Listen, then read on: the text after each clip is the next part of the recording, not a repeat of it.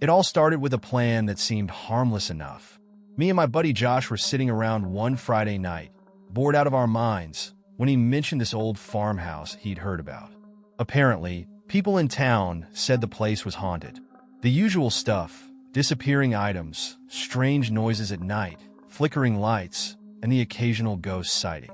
Most people avoided it, but we weren't most people. Josh had this wild look in his eyes when he said, "Want to check it out?" I wasn't one to back down from a challenge, so of course I said yes. Besides, it was either that or spend another night watching reruns on TV. The plan was simple: head out there, camp for the night, and leave with some spooky stories to tell our friends. We threw some sleeping bags and snacks in the car and hit the road around sunset. The drive was long and uneventful at first, but as we got farther from the town, the road turned from asphalt to dirt, and the trees seemed to grow taller and denser. It felt like we were driving deeper into the middle of nowhere. The GPS on Josh's phone flickered in and out, and at one point, we lost all service. I glanced at him, a bit uneasy. "Are you sure this is the right way?" I asked. He gave me that cocky grin of his and said, "Relax, man. This is exactly where we need to be. It's off the grid for a reason." He turned up the music and kept driving, but I couldn't shake the strange feeling creeping up on me. Something about the road didn't feel right, like it was swallowing us up. The air felt heavier, and the sun was sinking behind the trees, casting long shadows that made everything seem a little too still. After what felt like hours, we finally saw it. The farmhouse. It looked like something straight out of a horror movie. The place was a mess. The roof was sagging in places, like it could collapse any second, and the windows were either boarded up or shattered. Vines and weeds had taken over the front yard, and the whole house seemed to lean slightly, as if it was too tired to stand up straight anymore. The setting sun made everything look even worse, casting an orange glow over the decaying wood and broken glass. Josh parked the car, and we both just sat there for a minute, staring at the house. I could feel my gut twisting, telling me to get out of there, but I wasn't about to admit that to Josh. He turned to me with that same grin. "Come on, it's just an old house. What's the worst that could happen?" We grabbed our stuff and stepped out of the car. As soon as my foot hit the dirt, I felt this weird pressure in the air, like the whole place was watching us. I shook it off and followed Josh up the overgrown path to the front porch. The wood creaked under our feet, and when we reached the front door, it was already half open, hanging crooked on its hinges. Inside, the house was just as bad as the outside. Dust covered everything: furniture, floors, walls, and the air smelled damp, like the place had been sealed up for decades. A faint, musty smell mixed with something else, something rotten, but it was hard to tell exactly where it was coming from. The whole vibe of the place was off. Josh didn't seem to care, though. He walked right in like he owned the place, waving his phone's flashlight around. "Man, this place is sick," he said, kicking an old chair. "Feels like something out of a ghost story, right?" I nodded, not really wanting to say what I was thinking. It felt more like something was wrong here, not just haunted. Something deeper. Something that didn't want us there. We split up to check the place out. Josh headed straight for the stairs, already planning to explore the second floor, while I stayed downstairs. The living room was cluttered with broken furniture, and sheets covered most of the larger items, making them look like shrouded figures standing in the dim light. I ran my hand along a dusty shelf, noticing how everything was perfectly still. No wind, no sounds from the outside world. It was like the house was in its own bubble, completely disconnected from time. Then, out of nowhere, I heard Josh's voice echo from upstairs. "Yo, you gotta see this view." His voice broke the silence like a hammer to glass, and for a second, it made me jump. I laughed it off, but that uneasy feeling was still gnawing at me. Yeah, I'll be up in a sec," I called back. I was just about to head toward the stairs when I heard it, a creak. Not the kind you hear when old wood settles, but something deliberate, like footsteps. Slow, deliberate footsteps. I froze, trying to convince myself that it was just Josh messing around, but the sound was too close. It was coming from right above me. I called out again, louder this time. "Josh, you hear that?" No response. My stomach twisted. I wanted to believe it was just him being quiet, but the feeling in the air was different now. He wouldn't joke around like that. not with both of us already on edge. That's when I heard the first thud. It came from upstairs, right above me. Something heavy, like someone dropped a piece of furniture. I bolted toward the stairs and sprinted up, taking them two at a time. When I got to the top, I found Josh standing in the hallway, staring at one of the doors at the end. His face was pale, and for the first time since we got here, he looked genuinely freaked out. He pointed to the door without looking at me. "There's something in that room," he whispered. I didn't know what to say, so I just stood there, staring at the door. We both stayed frozen for a minute, neither of us wanting to get any closer. My mind was racing, trying to come up with an explanation. Maybe it was just an animal, maybe the wind knocked something over. I had to say something. Could be just a raccoon or something, I muttered, but I didn't believe it. And from the look on Josh's face, neither did he. "Raccoon?" "That thing was bigger than a raccoon, man," he said quietly, still not taking his eyes off the door. We were both too scared to move, but we knew we couldn't just stand there all night. Something was in that room, and whatever it wasn't going to leave us alone. Standing there, staring at that door, something inside me was screaming to leave. Every instinct I had was telling me this was a mistake, that we should get out of the house while we still could. But Josh wasn't about to back down. He never did, and the last thing I wanted was to look like a coward in front of him. So, when he finally moved toward the door, I followed, even though my legs felt like they were made of lead. The hallway was dark and narrow, the walls covered in peeling wallpaper that looked like it had once been some ugly shade of green. Now it was just brown and curling at the edges. As we crept closer to the door, the floor creaked beneath our feet, each step sounding louder than the last. I could feel the temperature drop with every inch we moved. It wasn't just cooler like a draft.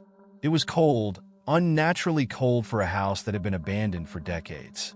I could see my breath hanging in the air in front of me, and I felt a chill creep down my spine that had nothing to do with the temperature. Josh reached the door first. His hand hovered over the doorknob, and for a second, I thought maybe he'd change his mind. Maybe he'd realize how messed up this whole situation was and suggest we leave. But no, Josh wasn't that kind of guy. He grabbed the knob and twisted it. The door didn't open. "It's locked," he muttered, shaking the knob harder like that was going to change anything. "Why would it be locked?" I asked, more to myself than to him. The question hung in the air between us, because really, why would it be locked? This house hadn't been lived in for years, at least not by anyone alive. And who would bother locking a room in a place like this? It didn't make sense. "Maybe there's a key around here," I suggested, but even as I said it, I knew that wasn't the real issue. Something about this door felt wrong. I couldn't put my finger on it, but it was like the door itself was keeping us out, like it didn't want to be opened. Josh, on the other hand, was already in full problem-solving mode. He wasn't about to let a locked door stop him. "Stay here," he said, already heading back down the hallway. "I'm going to find something to break this open." Before I could protest, he was gone, his footsteps echoing through the house, leaving me standing there alone. I stared at the door, trying to shake off the growing sense of dread that was creeping into my chest. The house was dead silent now, the only sound my own breathing. The air felt thick, like it was pressing down on me, making it harder to think straight. I glanced back down the hallway, hoping to see Josh coming back, but there was nothing. Just shadows. That's when I heard it. A whisper. Faint, but clear enough to make my heart skip a beat. It was soft, almost like it was coming from right behind me. I spun around, but there was no one there. Just the empty hallway, stretching back toward the stairs. I told myself it was nothing. Maybe the wind.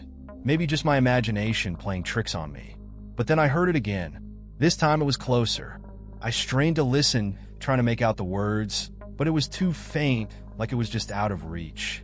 "Josh!" I called, my voice coming out shakier than I intended. No answer. Just more silence. The longer I stood there, the more certain I was that something was wrong. I wasn't imagining this. There was something in the house, something that wasn't us. Suddenly, there was a loud thud from behind the door. I jumped back, my heart racing. It was a heavy sound, like something or someone had fallen or been pushed over. My pulse pounded in my ears as I stared at the door, half expecting it to fly open on its own. "Josh!" I yelled, louder this time, my voice echoing off the walls.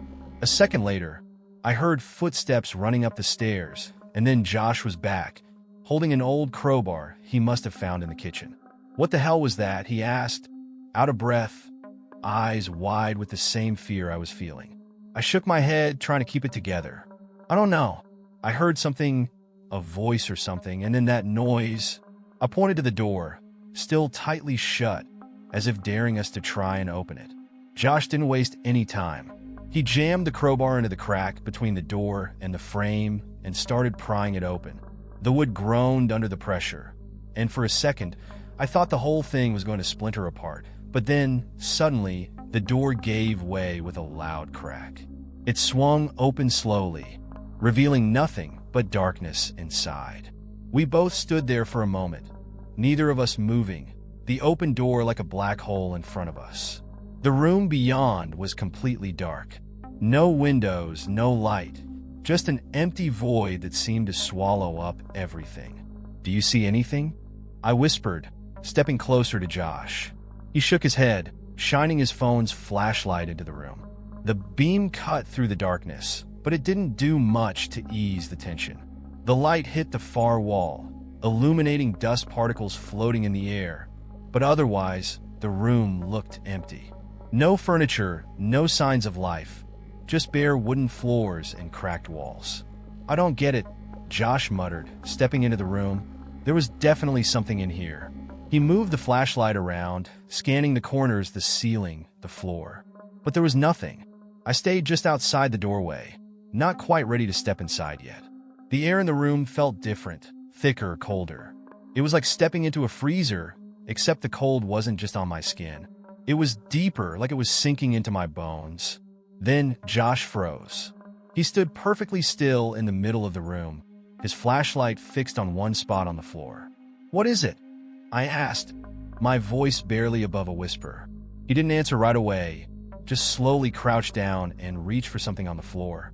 When he stood up, he was holding a key, an old, rusty key, its surface darkened with age. We stared at it for a moment, both of us trying to make sense of it. Why would a key be in the middle of an empty room? I asked, my mind racing through all the possibilities. But none of them made sense. Josh shrugged, but I could see he was rattled too. "Maybe it's for another door," he said, trying to sound casual, but his voice was tight. He pocketed the key and moved toward the far wall, running his hand over the cracked surface. "There's got to be something else here." As he said that, I noticed something, a faint noise like a low hum, coming from the walls. I couldn't tell where it was coming from exactly, but it was there, just beneath the surface, growing louder the longer we stood in that room. And then, without warning, the door behind me slammed shut with a force that shook the walls. The door slammed so hard behind me that I jumped, heart racing, and spun around to face it. My hand shot out to the knob, but it didn't move. It was locked, completely stuck, no matter how much I twisted and pulled. The air in the room felt suffocating now, thick and heavy, as if the house itself was pressing in on us. Panic started creeping into my chest. "Josh, it's locked," I said, my voice shaking more than I wanted it to. Josh was already on his feet, shining his flashlight on the door, trying to figure out what the hell had just happened. He pushed against it, threw his weight into it, but it didn't budge. "No way. This doesn't make any sense." He looked at me, his expression shifting from confusion to fear. That's when I knew we were in serious trouble. Josh was never scared. If he was rattled, then I had every reason to be terrified. I backed up, trying to make sense of what was happening. We were trapped. The one door that had let us into this room had slammed shut on its own, and now it was acting like it had always been locked. The room around us felt different too, like the temperature had dropped even more, and the walls seemed closer, tighter, almost like they were breathing. Josh pulled out the rusty key he had found just minutes earlier. "Maybe this opens the door," he said, but there wasn't any confidence in his voice. He knelt down in front of the door, inspecting the lock. It wasn't a normal, modern lock. It looked old, like something out of the 1800s, all rusted metal and strange, worn patterns. It didn't match any of the other locks in the house. "This has to fit," Josh muttered, jamming the key into the lock. For a second, it seemed like it might work. He turned the key, and we both heard a faint click. My heart leapt with relief. thinking that maybe we just stumbled into some weird old mechanism that locked automatically. But when Josh twisted the knob again, the door stayed firmly shut. He cursed under his breath and pulled the key out, tossing it aside. "What the hell is this place?" His voice cracked, frustration mixing with the fear he was trying to hold back. I didn't have any answers. I just knew I wanted to get out of that room as fast as possible. Then the whispers started again. They were louder this time, not faint and distant like before. These were clear, like they were coming from right next to me, right inside my head. A low murmur, unintelligible at first, then growing sharper, faster, like a conversation happening in another language. I turned in every direction, trying to figure out where it was coming from, but the sound seemed to be everywhere, surrounding us. "Josh, do you hear that?" I asked, my voice barely above a whisper. Josh stopped, his body tense, his eyes scanning the room. "Yeah, I hear it." The whispers got louder, filling the room like a wave. I couldn't make out what they were saying, but it was like a chorus of voices, all speaking at once, overlapping and mixing into a strange, unsettling hum. It felt like they were pushing in my mind, trying to get inside my head, and the more I listened, the more I could feel this deep, heavy pressure behind my eyes, like something was trying to claw its way in. I backed away from the door, moving toward Josh, trying to stay close. "What do we do?" I asked, desperate for any kind of answer, any plan that would get us out of there. Josh didn't answer at first. He was staring at the walls now, his flashlight moving slowly across the cracked plaster. His face was pale, his jaw clenched, like he was trying to hold back some deep fear he wasn't ready to admit. "There's something here," he said finally, his voice low. "Something's not right." He moved toward the far wall, the one he had been inspecting earlier. As his flashlight swept across it, I noticed something I hadn't seen before. At first, it looked like just another crack, but as I got closer, I realized it wasn't just a crack. It was a seam, a line running vertically down the wall, barely visible beneath the layers of old paint and grime. "There's something behind this wall," Josh said, his voice filled with a strange kind of certainty. I didn't know what to think. Part of me wanted to believe that this was some kind of hidden door, an escape route that would get us out of this nightmare. But the other part of me, the part that had been feeling the wrongness of this place since we stepped foot inside, knew better. Whatever was behind that wall, it wasn't going to be something we wanted to find. Josh grabbed the crowbar again, wedging it into the seam and pulling with all his strength. The wall groaned under the pressure, the old wood and plaster cracking and splintering as he worked. I stood back, my heart pounding, not sure if I should be helping him or trying to stop him. But it didn't matter. There was no stopping Josh once he had an idea in his head. With one final yank, the wall gave way. A section of it broke apart, revealing a narrow, dark space beyond. Dust billowed out, filling the air with that same musty, rotten smell that had been lingering in the house since we arrived. Josh shone his flashlight into the gap, and what we saw on the other side sent a chill through my entire body. It wasn't just an empty space. There was something in there. A room. A small, hidden room that had been walled off from the rest of the house. The floor was covered in dirt and debris, but that wasn't what caught my attention. In the middle of the room, sitting in the shadows, was an old wooden chair. And on the chair was a figure. It was hard to see at first. The figure was hunched over, its face obscured by long, matted hair. It looked almost human, but there was something off about it, something that made my skin crawl the longer I stared. Josh and I stood there in stunned silence, neither of us moving, neither of us breathing. The figure didn't move either. It just sat there, completely still like a statue. For a long moment, we just stood there, frozen in place, waiting for something, anything, to happen. My mind was racing, trying to make sense of what I was seeing, but nothing made sense. This wasn't possible. None of this was possible. Then slowly the figure began to move. It lifted its head, just enough for me to catch a glimpse of its face. Pale, hollow eyes stared back at me from the shadows, and my heart stopped cold in my chest. Josh took a step back, his flashlight shaking in his hand. "We need to get out of here," he said, his voice barely audible over the sound of my own pounding heartbeat. But we couldn't. The door was locked, and we weren't alone. The figure in the chair didn't move at first. It just sat there, slumped and motionless. But its presence was enough to make my entire body tense with fear. I didn't want to look at it any longer, but I couldn't tear my eyes away. Josh was frozen too, his hand gripping the flashlight so tightly his knuckles had turned white. "Do you see that?" I whispered, though I didn't need to ask. Of course he saw it. It was right there, impossible to miss. Josh nodded, his eyes wide and fixed on the figure. "What the hell is that?" he muttered, more to himself than to me. We both took a step back, almost in sync, the weight of the moment pressing down on us. The figure's head lifted slightly, just enough to show us a little more of its face. Those hollow, dead eyes that seemed to see straight through us. I wanted to run, to break down the door and get out of there, but my legs felt rooted to the spot.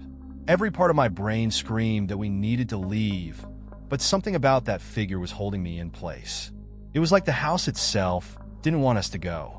Josh swallowed hard and whispered, "We need to find another way out."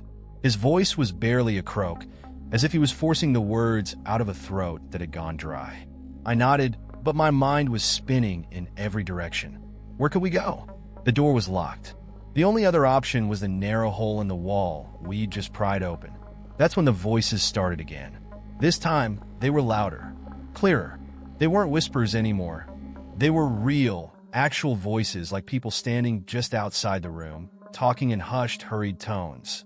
It was hard to make out what they were saying, but the sound was unmistakable. I could hear them close, too close. I spun around, aiming my flashlight toward the gap in the wall, but there was nothing there. The voices were still there, though. I could feel them, feel the presence of whoever or whatever was speaking. My pulse pounded in my ears, and I felt the sweat start to trickle down the back of my neck.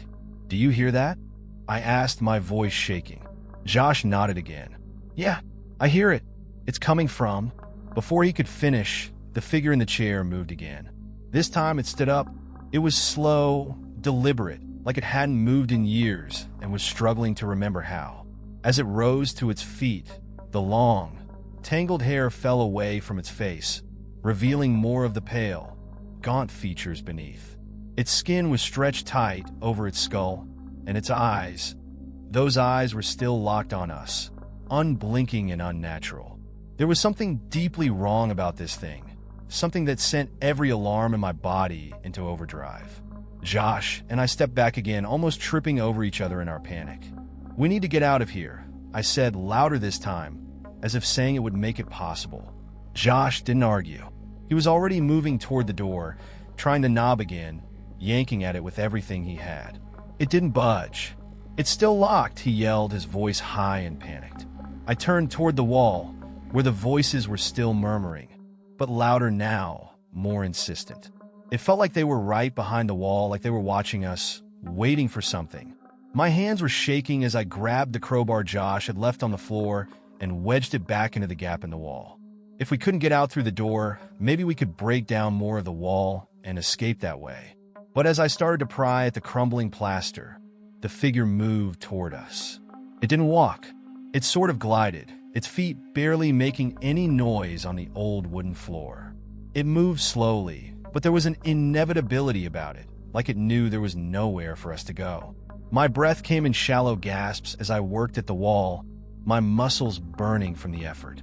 Every time I looked back, the figure was closer.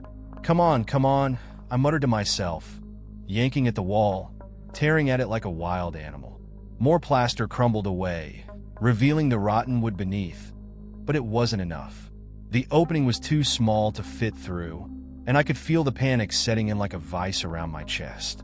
Josh was beside me now, pulling at the wall too, his breath coming in ragged gasps. The voices were still there, all around us, but now they weren't just whispers. I could hear them clearly. They were speaking in words I didn't recognize, but they were full of urgency, like they were trying to tell us something important. "Get us out of here," Josh shouted, his voice cracking with fear as he glanced back at the figure, which was only a few feet away now. Then, just as the figure reached us, it stopped. It stood there, only inches away, its dead eyes staring at us, but it didn't move. It was like it was waiting for something. The air in the room seemed to freeze, and the voices in the walls went quiet. Everything was still, The kind of silence that feels like it's pressing in on your skull, making it impossible to think. I didn't know what to do. My hands were still gripping the crowbar, but there was no point anymore. We were trapped. Trapped with it. I could feel Josh next to me, his breath coming in sharp, terrified bursts, and I knew he was just as lost as I was. For a long, terrible moment, the figure just stared at us, unblinking. Then slowly it raised one bony hand and pointed straight at the gap in the wall. "Well, what is it doing?" Josh whispered, barely able to get the words out. I didn't know, but there was something about the way it was pointing, something deliberate. It wasn't attacking us, wasn't trying to hurt us. It was showing us something, guiding us. "The wall," I muttered, my voice shaking. "It's pointing at the wall." Josh looked at me, confused. "The wall? What are you talking about?" I turned back to the gap, staring at it, trying to figure out what the figure was trying to show us. Then I saw it, something I hadn't noticed before. In the far corner of the hidden room, just beyond the reach of the light, there was something shiny. A metal handle sticking out from the dirt-covered floorboards. "It's a trapdoor," I whispered, barely believing what I was seeing. Josh's eyes widened. "A trapdoor? Why would?" But there wasn't time to question it. I scrambled toward it, pulling at the handle with everything I had. The door creaked open slowly, revealing a set of stairs leading down into the darkness below. The smell of damp earth and rotting would hit me like a wave, but I didn't care. It was our way out. Josh was already moving toward the stairs when I glanced back at the figure one last time. It hadn't moved. It was still standing there, watching us, its hand still raised, pointing, almost like it was giving us permission to leave. Without another word, we climbed down into the darkness. We descended into the trapdoor, one step at a time, the darkness swallowing us whole. The wooden stairs creaked under our weight, and each sound echoed down into the unseen depths below. My heart was racing, and I could feel the weight of the fear settling in my gut like a rock. I had no idea where the stairs led or what we were about to face, but I knew one thing for sure. Staying in that room with the figure wasn't an option. The air down here was different, thicker, damper, like the earth itself was closing in on us. It smelled of rot and dirt, the kind of smell you get in places that haven't been touched for centuries. The beam of Josh's flashlight cut through the darkness, but it didn't reach very far. The stairs seemed to go on forever, and for a moment I wondered if we'd made the right choice. What if this was a trap? What if we were walking straight into something worse? But there was no turning back. The door above us had slammed shut the moment we started descending, sealing us into whatever lay beneath the farmhouse. I could still feel the figure's cold, hollow eyes on me, even though it was no longer there.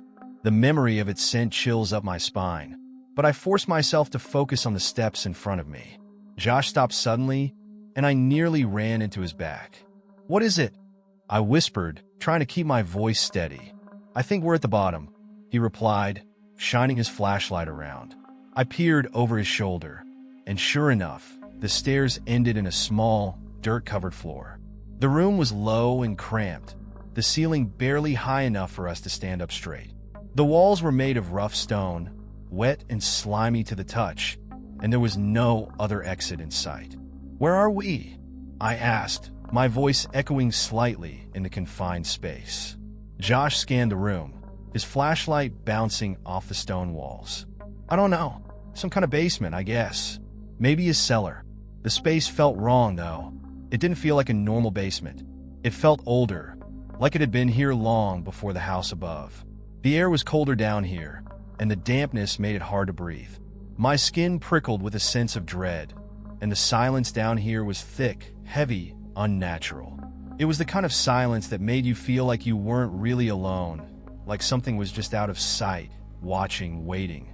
"There's got to be a way out," Josh said, his voice shaky as he moved the flashlight across the far wall, searching for any sign of an escape. But there was nothing, just stone and dirt. "We can't be trapped down here."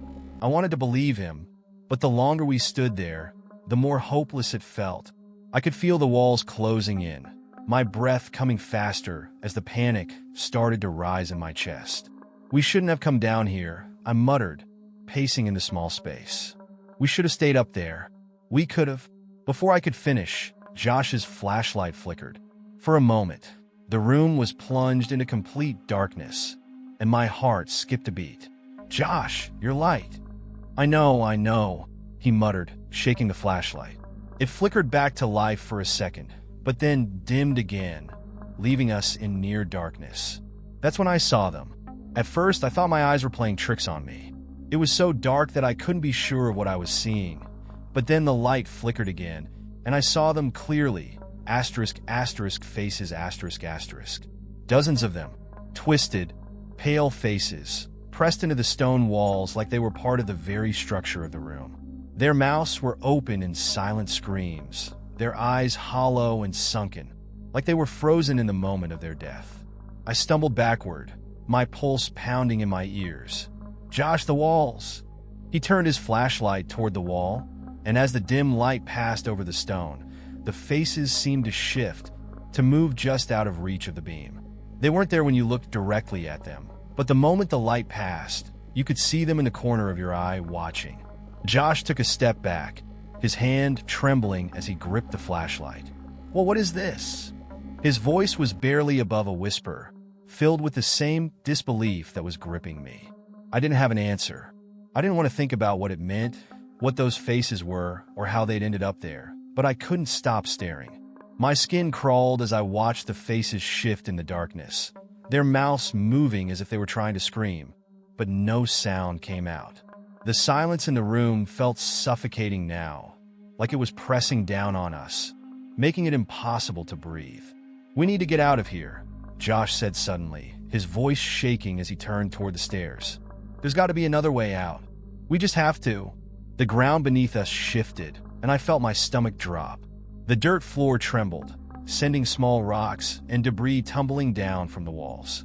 For a moment, I thought the whole room was going to collapse, but then the trembling stopped, leaving us standing in eerie silence once again. Josh aimed his flashlight toward the ground, and that's when we saw it. Another crack, spreading across the floor like a spiderweb. At first, it was small, just a hairline fracture, but it grew quickly, widening into a jagged opening that cut through the center of the room. "We need to move now." Josh grabbed my arm, pulling me back toward the stairs as the crack continued to spread. But before we could reach the steps, the ground beneath us gave way completely. I felt myself falling, my hands scrambling for something to grab onto, but there was nothing, just air and darkness. The world spun around me as I tumbled down into the earth, the cold, damp air rushing past my face. I tried to scream, but the sound caught in my throat, choked off by the fear that had seized my chest. I hit the ground hard, the impact knocking the wind out of me. For a moment, I couldn't move, couldn't breathe. Pain shot through my body, and I lay there, gasping for air, trying to make sense of what had just happened. When I finally opened my eyes, the first thing I saw was Josh, lying a few feet away, groaning in pain but alive. We had fallen into another chamber, deeper than the last, and the darkness down here was even more complete. The air was colder, wetter, and the walls seemed to pulse with an energy I couldn't explain. I pushed myself up, wincing at the pain in my side. "Josh, are you okay?" He groaned, slowly sitting up and rubbing the back of his head. "Yeah, I think so. Where are we?" I didn't have an answer. The flashlight had fallen during the drop, and now we were left in near total darkness, the only light coming from the faint glow of the crack above us. I could feel the weight of the earth pressing down on us, the cold seeping into my bones. And then, from somewhere deep in the chamber, I heard it. A voice. Not like the whispers from before. This voice was clear, strong, and it was calling our names. "We need to leave. Now," I said, barely able to get the words out as fear gripped me tighter than ever. Josh nodded, his face pale in the dim light. But as we tried to find a way out, the voice grew louder, and we realized we weren't alone down here. The voice calling our names sent chills through my entire body.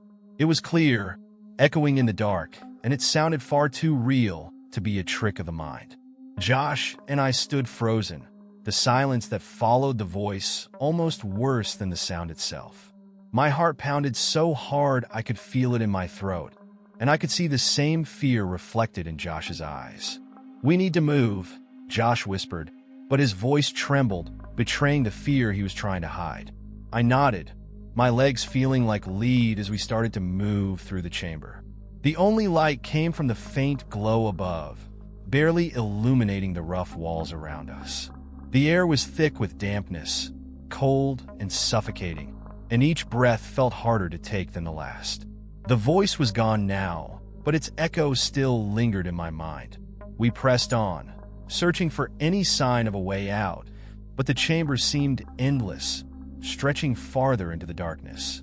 The walls were slick with moisture, and the floor uneven, making each step feel unstable. I could feel my body shaking, a mixture of exhaustion and terror. Every time I blinked, I thought I could see those faces again, twisted, pale, watching us from the shadows. Then, without warning, Josh stopped dead in his tracks. I almost bumped into him, but managed to pull myself back just in time. "What is it?" I whispered, trying to keep my voice steady. Josh didn't answer right away. His flashlight was pointed ahead, trembling slightly in his hand. I followed the beam of light, and that's when I saw what had made him stop. Ahead of us, on the far side of the chamber, stood a door. It was old, wooden, and seemed completely out of place in the middle of this underground room. The wood was worn and cracked, as if it had been here for centuries, and the handle was a rusted piece of metal that looked like it hadn't been touched in years. "Well, what is that?" I asked, my voice barely above a whisper. Josh took a deep breath. "It's a way out. It has to be." But his voice didn't sound convinced. We moved toward the door, the sound of our footsteps echoing unnaturally in the enclosed space. As we got closer, the air around the door grew colder, so cold that I could see my breath in front of me. I reached out instinctively to touch the handle, but Josh stopped me, grabbing my arm. "Wait," he said, his voice low and tense. "We don't know what's on the other side." He was right. For all we knew, this door led deeper into whatever nightmare we had found ourselves in. But we didn't have much of a choice. The chamber stretched out into the dark, with no other exit in sight, and staying here wasn't an option. "Let's just open it," I said, more to myself than to Josh. "We need to find a way out." Josh nodded, though I could see the uncertainty in his eyes. He took a deep breath and reached for the handle, his hand trembling slightly as he gripped the cold metal. For a moment, nothing happened. The door didn't budge, as if it had been sealed shut long ago. But then, with a creak that made my skin crawl, the door slowly swung open. What we saw on the other side was nothing like I expected. It wasn't another dark tunnel or a hidden room. It wasn't even the outside world. It was familiar. On the other side of that door was the farmhouse. The very same farmhouse we had entered hours ago. But something was wrong. It was different. The room was the same broken furniture, the same dusty old paintings on the walls, but everything felt off. The light was dim, casting long shadows that seemed to move on their own. The air was thick with the same musty smell of decay, but there was something else in it now, something foul, like the smell of death itself. The space seemed distorted, almost as if the walls were bending, but it was subtle enough to make you second-guess if it was really happening. Josh stepped forward cautiously, his eyes scanning the room. This doesn't make any sense," he muttered. "How do we end up back here?" I had no answer. The door had led us back to the house, but it wasn't the house we had left. It was like a twisted reflection of the real thing, warped by something we couldn't understand. We moved farther into the room, the door closing behind us with a soft click. My stomach twisted as I heard the sound, but when I turned to look, the door was gone. There was no way back, no trapdoor, just four walls closing in on us. The voice came again, louder this time, but no longer disembodied. It came from behind us. I spun around and saw her. Standing at the far side of the room was a girl. She couldn't have been older than 10 or 11, her long dark hair hanging limply over her face. She was pale, almost sickly, and wore a dirty white dress that looked like it had been torn and stained long ago. Her eyes were dark, hollow, and as she stared at us, she opened her mouth to speak. "You shouldn't be here," she said, her voice cold, devoid of any emotion. I froze, my body locking in place as I stared at her. She looked real enough, but there was something terribly wrong about her. Something that made my skin crawl. I wanted to run, but I couldn't move. Josh took a step forward, his voice shaking. Who are you?" The girl didn't answer. Instead, she pointed at us, her eyes narrowing. "You have to leave?" "We're trying," I said, my voice barely a whisper, the panic rising in my chest. "But we can't. We're trapped." The girl stepped closer, her movements slow and deliberate. "You came here. You woke them up." I didn't understand. Who? Who did we wake up?" Her dark eyes bore into mine, and I felt the weight of her words like a physical force. "They live here. They've always lived here. You weren't supposed to see them." I couldn't breathe. The air in the room seemed to thicken, and the shadows around us grew darker, almost alive. I felt like the house itself was closing in on us, pushing us toward some terrible end. Josh was shaking his head, his face pale. "This isn't real. This isn't happening." But it was real. It was all too real. The girl took another step toward us, her face expressionless. "There's no way out," she said softly. "Not for you." My heart stopped. The weight of her words hit me like a punch to the chest, and I realized the truth. This wasn't a nightmare we could escape. The house wasn't just haunted, it was alive, and it had trapped us, pulling us deeper and deeper into its twisted reality. I wanted to scream, but no sound came out. Josh turned to me, his eyes wide with terror. "We have to try. There's got to be a way out." But I knew, deep down, that there wasn't. We had crossed the line the moment we stepped into that house. We had disturbed something ancient, something that didn't want us to leave. And now, we were a part of it. The girl took one final step toward us, her dark eyes locking onto mine. "You woke them up," she whispered again. "Now you belong to them." And just like that, the lights flickered and the room went dark. We were never seen again.